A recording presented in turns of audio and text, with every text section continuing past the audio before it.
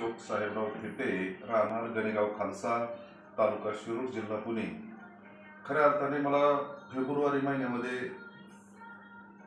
अचानक संध्याकाळच्या पारी 4-4:30 वाजता पोटामध्ये दुखू लागलं। मी त्यानंतर शिक्रापूर येथे जाऊन सोनोग्राफी केली।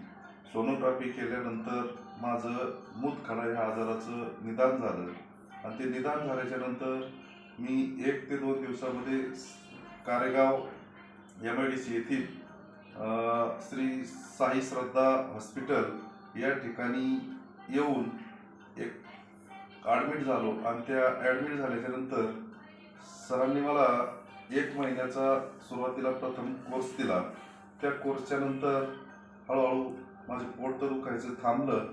त्यानंतर मी दुसरी सोनोग्राफी केली आणि दुसरी सोनोग्राफी केल्यानंतर माझ्या शरीरामधले किंवा पोटामध्ये एकही खडा शिल्लक राहिला नाही असं आज सोनोग्राफी केल्यानंतर माझ्या डॉक्टरांनी निदर्शनास आणून दिलं आणि खरोखर मी श्री अशोक साबळे सरांचं मनापासून अभिनंदन करतो। त्यांनी मला या आजारातून पूर्णपणे मुक्त बरं केलं।